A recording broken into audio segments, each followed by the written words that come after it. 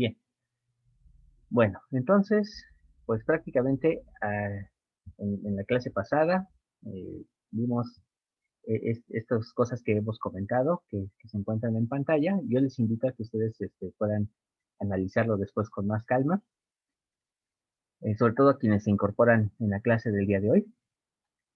Y bueno, ya solamente para finalizar esta parte sobre la cobertura, es importante recordar que el concepto de la cobertura inicia a partir de que nuestro Señor Jesucristo, eh,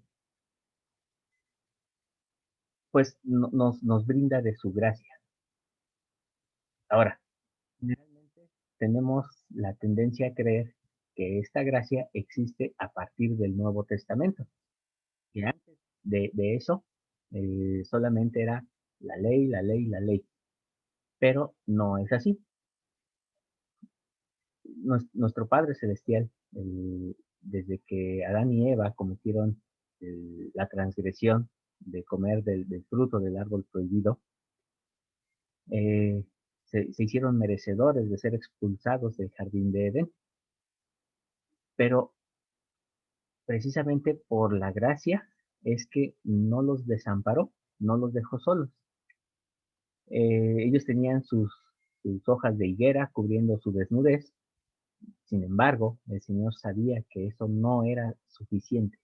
Ellos necesitaban su gracia para poder ser protegidos.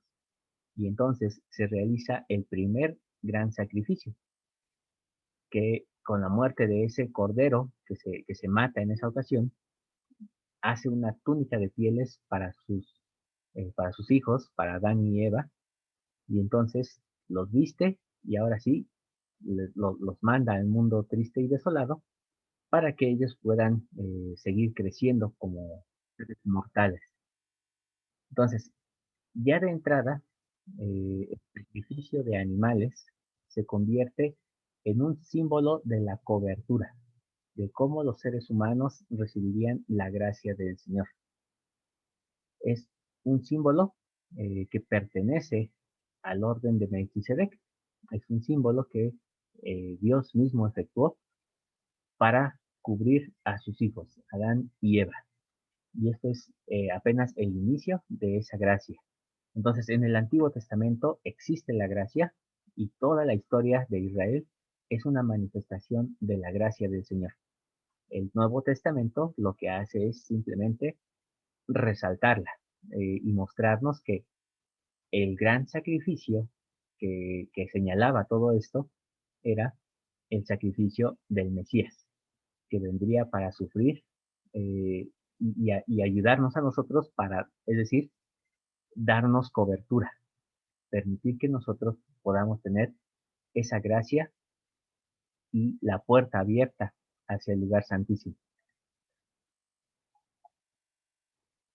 Decíamos que Cristo, bueno, nosotros como seres cristianos, decíamos que Cristo pagó nuestros pecados y preguntábamos, ¿cuál de los pecados? ¿Todos los pecados, es decir, pasados, presentes y futuros? ¿O todos los pecados de los que nos arrepentimos? ¿O todos los pecados que cometimos antes del bautismo? Entonces, vemos ahí diferentes categorías de pecado, diferentes eventos, momentos en los que se puede considerar el perdón de pecados, pero dejamos la pregunta abierta, no dimos una respuesta concreta porque esto lo vamos a ir armando poco a poco. La otra pregunta es, ¿cómo te reconcilias con el Eterno? ¿Con diezmos, ofrendas y obras de justicia? ¿Con bautismo y santa cena? ¿Con fe en Jesucristo y arrepentimiento? Entonces, ahí vemos otras categorías de reconciliación y vemos que todas parecen ser apropiadas, pero si nos ponemos en esta condición, en la forma en la que están ahí expresadas, pues nos lleva a descartar unas y aceptar otras, que es lo que generalmente se hace en el cristianismo. Hay personas que dicen que solo la fe en Jesucristo salva, Pero hay otros que dicen que no, que es hasta el momento del bautismo, porque si no, no hay remisión de pecados. Pero sabemos también que si hay bautismo, fe en Jesucristo, tiene que demostrarse por obras. Y entonces, si no hay obras de justicia, entonces realmente no hay un arrepentimiento sincero. Y así podemos ir armando varias formas en las que se ha observado cómo es que se realiza el perdón de pecados. Hablamos de diferentes pecados como los de omisión, comisión, los intencionales y los de ignorancia. Y decíamos que, bueno, si hay diferencias en los pecados, ¿por qué razón es que eh, nosotros como cristianos a todo le llamamos pecado? Cuando en realidad existen diferentes categorías de pecado. Y decíamos que en hebreo la Biblia menciona tres formas de pecado, bueno, sí, vamos a decirlo así, menciona tres formas de pecado y vimos algunas escrituras que nos ayudaban a nosotros a poder entender ese concepto de pecado. Santiago lo menciona como algo moral, algo que alguien sabe hacer lo bueno, pero no lo hace. Y Juan nos menciona algo un poco más legal, algo que tiene que ver con la ley. Nos dice que cualquiera que transgrede la ley, eso es un pecado. El pecado es transgresión de la ley. Entonces, ¿qué significa esto? Que en ambos casos, el no saber un mandamiento no no nos deja exentos de culpa. Sepamos o no sepamos la ley, nosotros tenemos que cumplirla y es mejor conocerla que desconocerla. Si nosotros vamos a un país extranjero y no entendemos que el color de los semáforos por alguna razón pueda ser diferente, pero nos pasamos lo que para ellos es un alto porque simplemente no lo conozco, eso no significa que no va a haber un policía que me va a decir, joven, usted cometió una infracción. Y entonces tendremos que padecer las consecuencias, aún por no conocerlas. Y veíamos algunas escrituras que se encuentran posteriormente de ejemplos en los que se habla de pecados de ignorancia, pecados que se han cometido sin que incluso sin que nosotros los sepamos.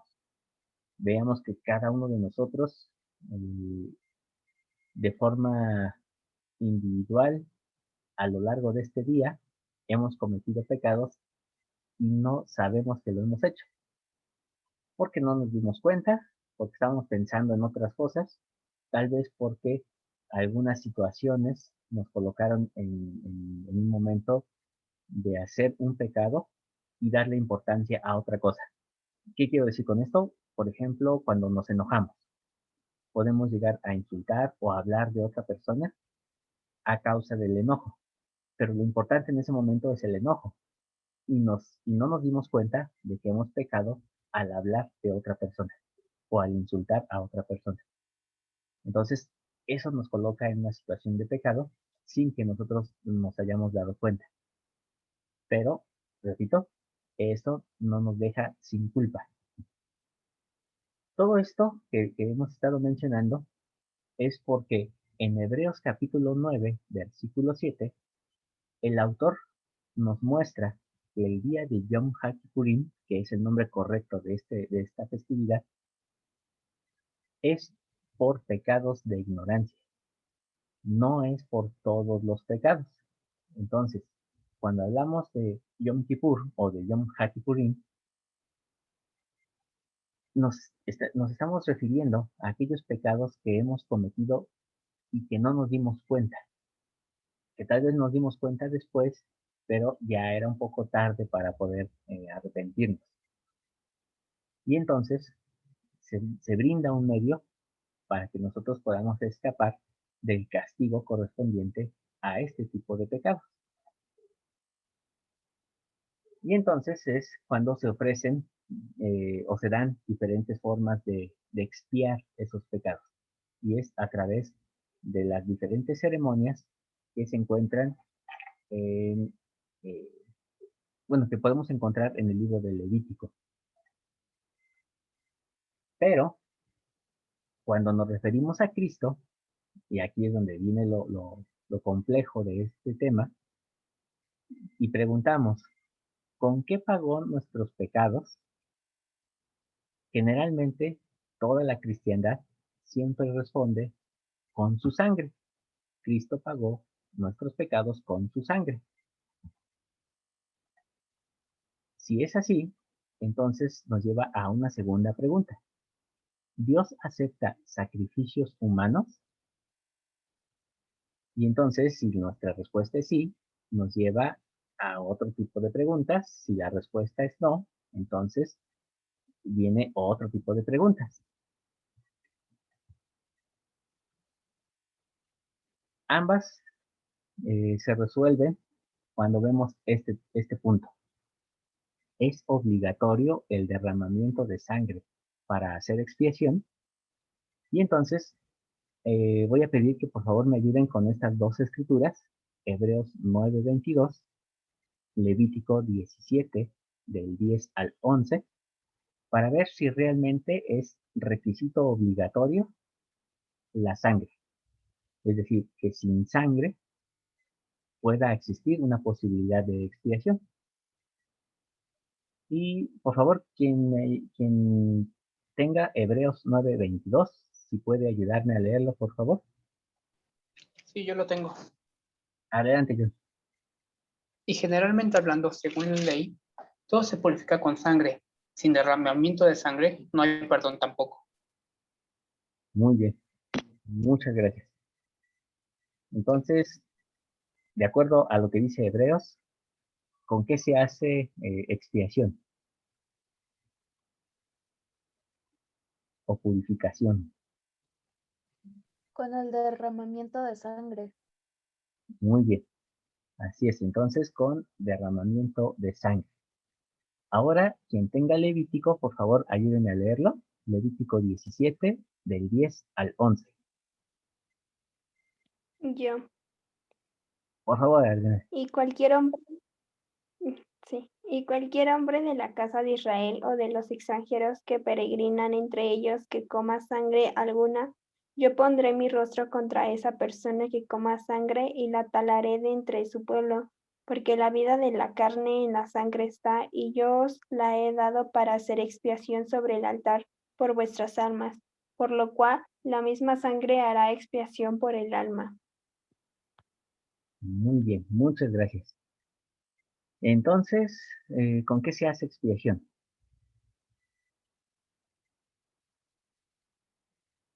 Con el alma. Mm, No, más bien dice por el alma. Pero ¿con qué se hace? Con la sangre, ¿no? Exacto, con la sangre. Entonces dice, se hace con la sangre por, o es decir, en favor de el alma.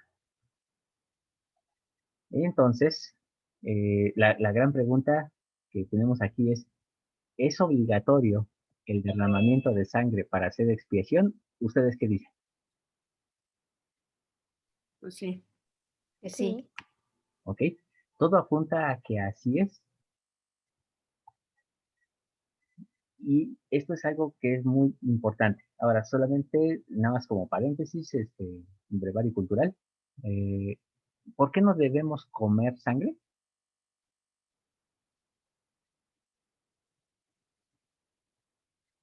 De acuerdo a lo que dice el Levítico.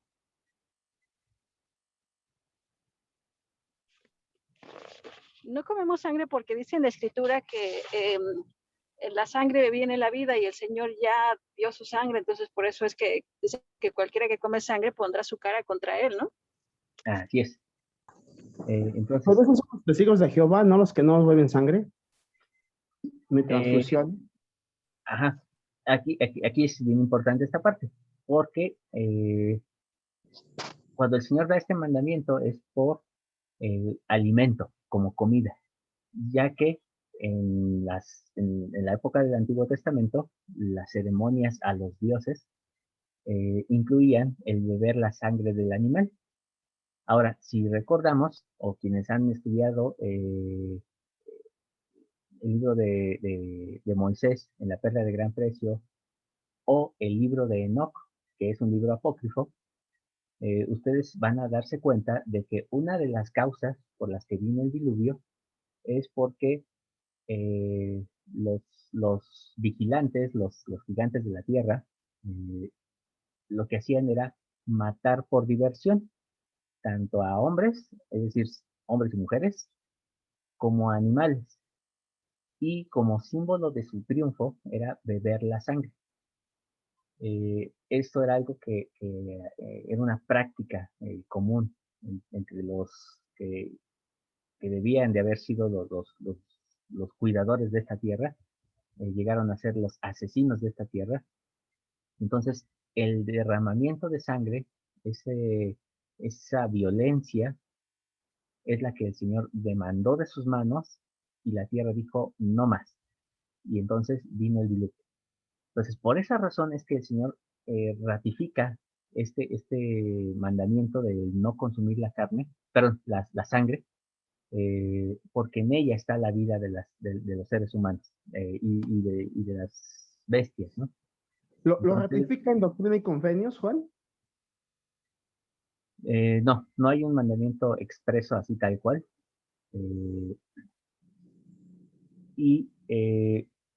¿A qué voy con esto? No es lo Entonces, mismo no se comerla, ha restaurado. ¿perdón? No ha sido restaurado ese mandamiento. No, el mandamiento ya está dado, o sea, ya es parte de la escritura. Igual Ajá. que no comer puerco, no comer animales con pezuña hendida. Ujú. Pero eso lo vamos a dejar para otra ocasión. Ahorita vamos a hablar exclusivamente de la sangre, perdón. Y la sangre, una cosa es comerla y otra cosa es usarla. En este caso, por medios médicos, ¿no? Claro. Esas son cosas totalmente distintas que pertenecen precisamente a épocas distintas. Entonces, si se mata un animal y bebo la sangre, no debo de hacer esto, beber la sangre. No, Entonces, si cozo la sangre como la moronga, ese ya es diferente. tampoco. De hecho, la moronga era uno de los platillos favoritos para la celebración de las divinidades griegas. Ahora, pero Doctrina y Convenios no dice nada de eso. No, ¿El profeta actual ha dicho algo de eso? no. Pero No sí es es un mandamiento importante para nosotros. saber también que los Yo médicos... yo creo que en Hechos ahí lo dice. En Doctrina y Convenios dice. No, en Hechos, cuando... Bueno, pero es que Hechos no rige para nosotros. ¿Quién Sí, dice que no rige para nosotros? Bueno. De hecho, rige bastante porque fue el primer concilio ecuménico que hizo la Iglesia cristiana, debatiendo sobre si los gentiles debían de guardar las leyes mosaicas o no. Y uno de esos mandamientos a los que se llevó a cabo fue no comer sangre. Y es un mandamiento vigente. Nunca lo abolió la Iglesia. La Iglesia de Jesucristo no abolió eso, pero tampoco lo reconoce en Doctrina y Convenios. Entonces, No. Lo que no está en Doctrina y Convenios restaurado no existe para nosotros. Bueno, vamos a detener ahí un poquito del tema. Tampoco existiría. Porque nos estamos saliendo del tema. Sí, está bien. Aquí no se trata Juan, nada más un comentario breve. Ay, sí. Perdón. Hemos estado hablando y en las clases se ha mencionado que la ley de Moisés no se ha abrogado. Y entonces Exacto. creo que esa sería una de las formas, ¿no? Entonces, yo ya he aprendido que la ley de Moisés sigue vigente, que nosotros la hemos tenido que adaptar a lo que nos gusta, a lo que no nos gusta es diferente. Pero sin embargo, si la ley de Moisés desde el inicio ha estado vigente, pues creo que no hay más que comentar porque sigue vigente aún para nosotros, tal cual como se ha mencionado. De acuerdo. Así es, muchas gracias. Efectivamente. Aquí lo importante es saber que la sangre es un factor importante por la vida que representa. Todo ser mortal en la tierra vive por la sangre. Esa es la diferencia entre el mundo en que vivimos y el mundo que se espera, el mundo por venir. En el mundo por venir no vamos a depender de la sangre, porque carne y sangre no heredan el reino de Dios, sino por el Espíritu. El Espíritu vivifica y esa es la razón por la cual necesitamos la resurrección. De lo contrario, entonces seguiríamos esclavizados por la muerte y eso es lo que representa la Pascua, esa liberación de la muerte, pero a través de la muerte. Entonces, esto es algo que es importante recordar para que entonces, si se dan cuenta, empezamos ya como que a ligar algunas cosas y nos damos cuenta de que sin Pascua, entonces no podríamos pensar en el mundo por venir, en la otra vida. ¿Por qué? Porque no hay otra vida, pero es gracias a que Cristo muere y resucita, a que entonces viene esta esperanza de la otra vida y esta liberación de que entonces ahora sí, nosotros podemos actuar por nosotros mismos, haciendo un ejercicio de nuestro albedrío y no estando sujetos a una condenación eterna a través de la muerte. Pero el tema de la sangre no acaba ahí, porque resulta que hay otras formas de hacer expiación.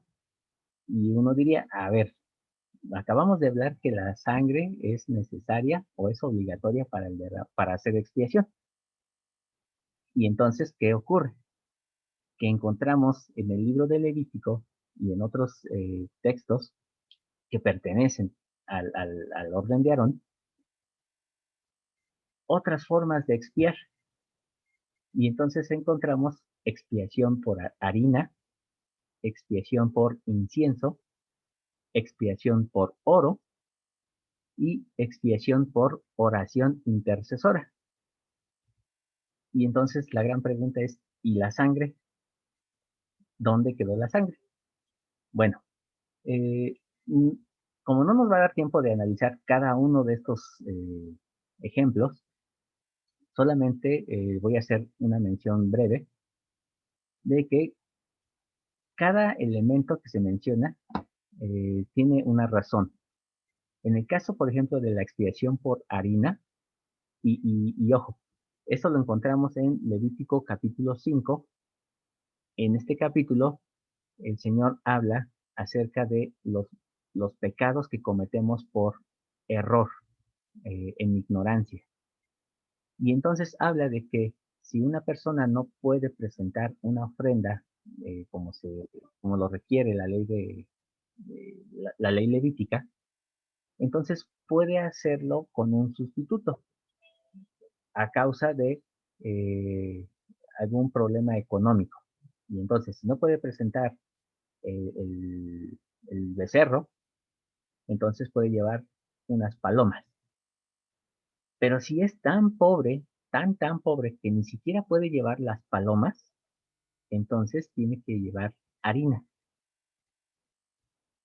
Y esto es bien interesante porque nos muestra la misericordia del Señor, que la harina, por representar la reserva de un hogar, lo último que podría acabarse en un hogar sería la harina. Eh, entonces, de eso es donde las personas toman para poder hacer expiación por sus almas. ¿Por qué? Porque hay una gravedad de pobreza. Entonces, esta es una excepción. Pero, bueno, ahorita voy a retomar esa parte. La otra es el incienso.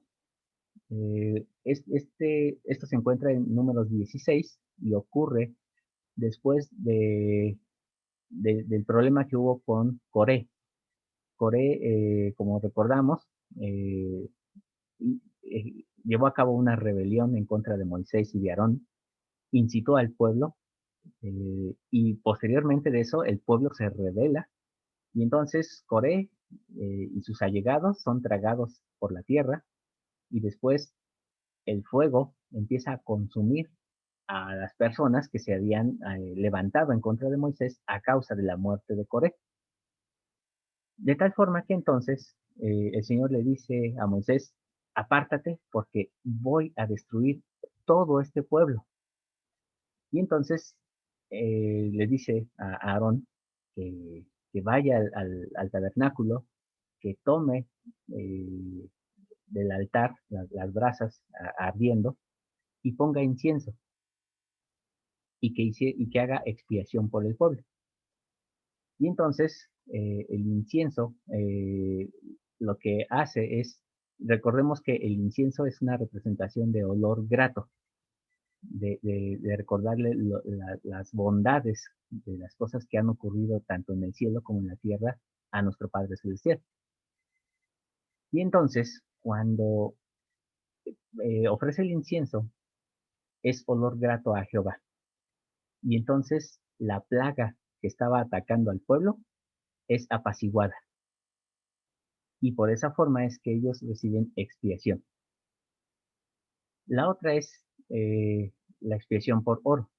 Eh, una vez que van a la guerra, el pueblo trae botín y entonces se dan cuenta de que pues han matado a semejantes, han matado a personas que pues son vida. Y entonces a causa de esto ellos quieren redimir sus almas. Y entonces se les manda que ofrezcan oro para que ellos puedan tener expiación por sus almas. Este oro, pues obviamente, no sería un oro comercial, no es así como que de elaboración de monedas, sino para la hermosura del tabernáculo. ¿Qué tienen en común estos casos que hemos hablado? Que la harina se quema en el altar como, como ofrenda encendida. Decíamos que las ofrendas encendidas son los holocaustos, es decir, se tenían que consumir al fuego. El incienso iba acompañado o se prendía de las brasas que componían el altar. Y la expiación de oro, ese oro pues se usaba en los detalles que acompañaban el tabernáculo.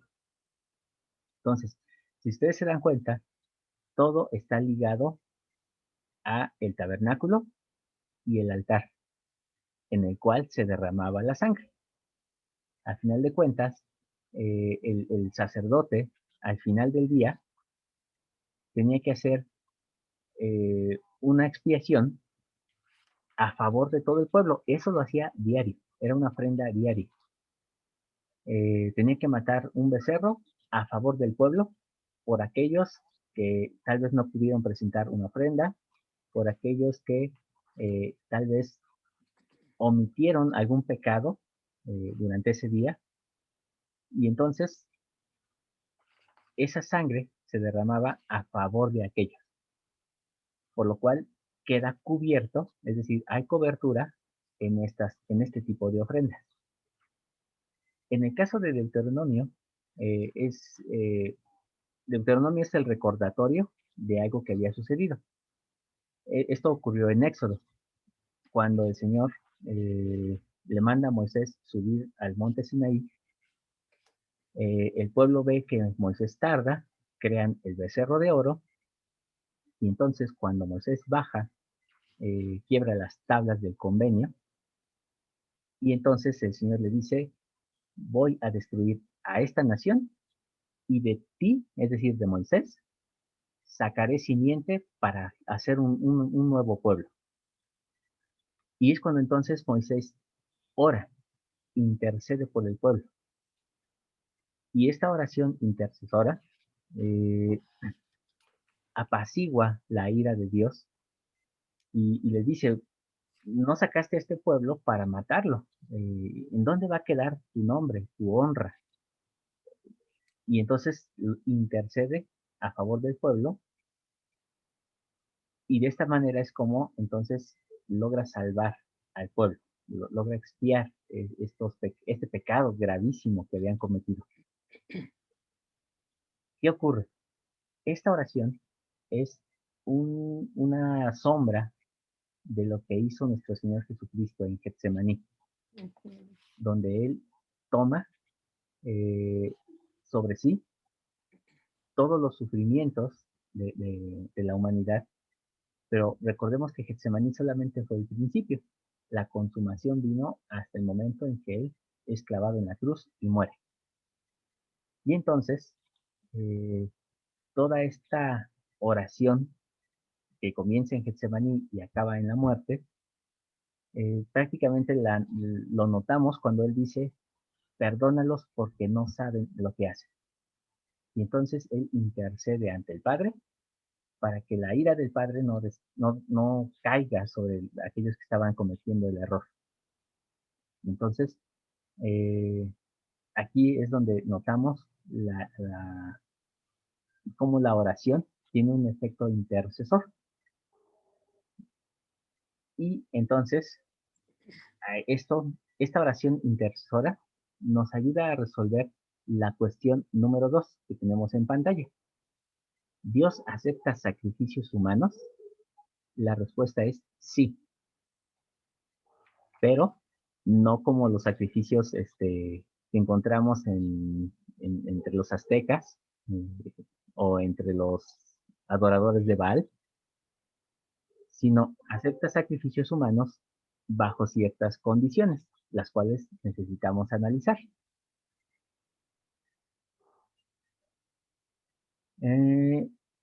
Ok, Vania.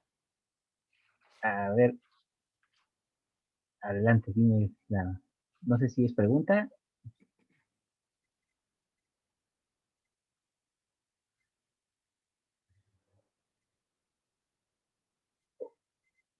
No, sí va quedando clara la idea.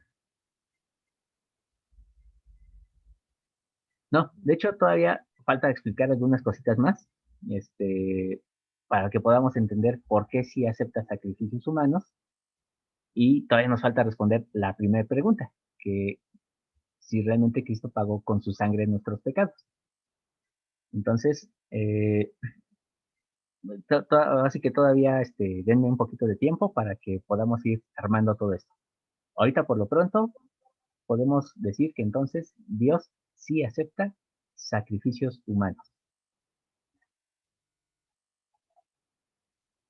Ahora, el día de Yom Kippur, como decíamos, es un día que está hecho para los pecados en ignorancia. Alguien, por favor, ayúdeme a leer lo que está en pantalla.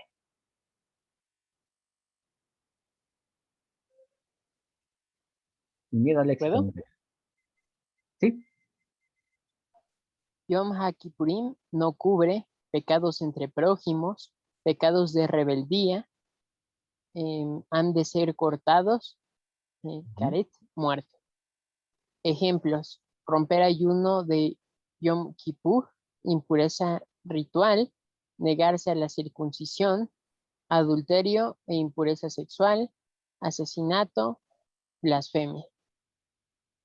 Los pecados de caret dejan al cortado fuera del campamento, sin derecho a asociarse con el resto del pueblo, sin derecho a las promesas de los pactos, fuera del tiempo mesiánico, es decir, sin reposo y sin shalom.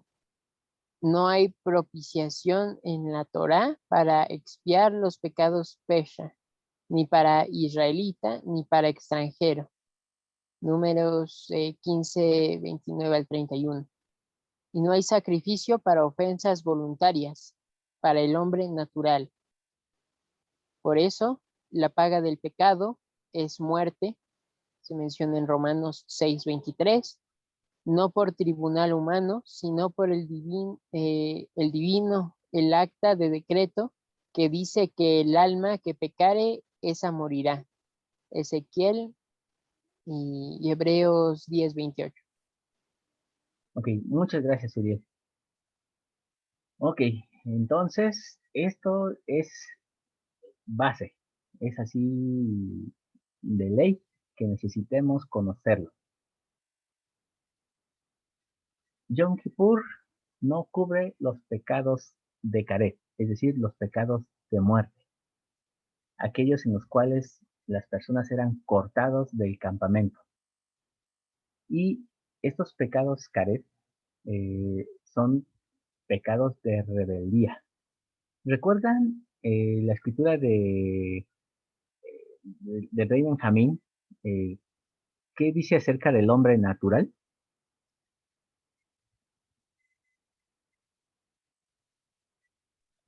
¿El hombre natural es enemigo de Dios? Exacto. Entonces, nos está hablando de que el hombre natural se convierte en un rebelde intencional en contra de Dios. Es su enemigo. Y efectivamente, por eso es que son imperdonables. Y aquí se mencionan algunos. Los tres más importantes los puse hasta el final. La impureza sexual, el asesinato y la blasfemia. Pero también hay otros de orden más ritual, como romper ayuno, la impureza ritual, negarse a la circuncisión. Y entonces, esto hace a que las personas, por estar en pecados imperdonables, en pecados caret, de muerte, las personas no tengan derecho al mundo por venir, a las bendiciones del mundo por venir.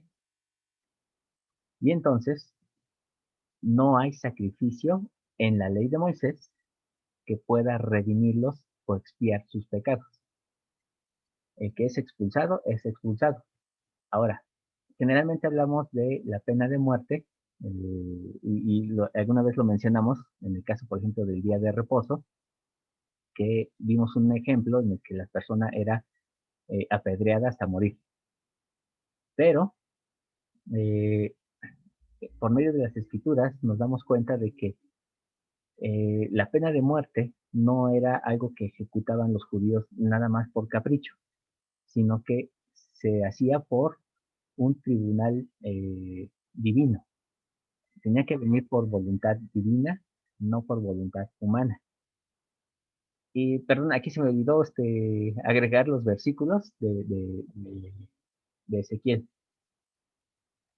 Entonces, voy a cerrar la sesión y ya solamente regresamos para la conclusión de la clase de hoy, ¿sale? Gracias.